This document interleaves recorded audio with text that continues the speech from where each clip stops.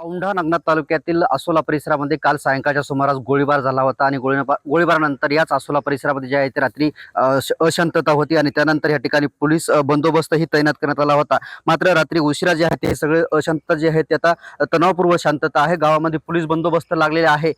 मारुती पावडे ह्या व्यक्तीवरती हा गोळीबार झाला होता आणि त्या गोळीबारानंतर मारुती पावडे यांना परभणीच्या एका खासगी हॉस्पिटलमध्ये उपचारासाठी दाखल केलं होतं. त्यानंतर त्यांची परिस्थिती स्थिर आहे आणि त्यानंतर डॉक्टरांनी त्यांच्या शस्त्रक्रिया करून त्यांच्या पोटात जी गोळी गेली होती ती गोळी ही बाहेर काढलेली आहे. मात्र अद्यापही या आरोपी विरुद्ध गुन्हा दाखल झाला नाही आणि मात्र पोलिसांनी जे आहे ते आरोपीला ताब्यात घेतलेला आहे. रात्री तणावपूर्व शांतता असल्याने काही ठिकाणी या ठिकाणी दुचाकी असेल, ट्रॅक्टर असेल, जाळपोळ झाली होती. त्यानंतर मात्र आज सकाळपासून या सर्व परिसरामध्ये शांतता आहे. पोलिसांनी कडेकोट बंदोबस्तही लावला आहे.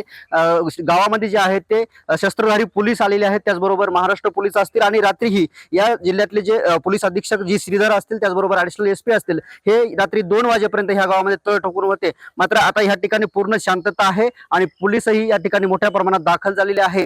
पोलीस अधीक्षक जी श्रीधर यांनी आवाहन केलं, हिंगोली जिल्ह्यातल्या सगळ्या जनतेला आवाहन केलं की कुठल्याही अफवावरती विश्वास ठेवू नये, असंही आवाहन पोलीस अधीक्षक जी श्रीधर यांनी केलेलं आहे. Cameraman Dnyaneshwar Wankhede, Sameer Ramesh Chendke, TV9 Marathi, Hingoli.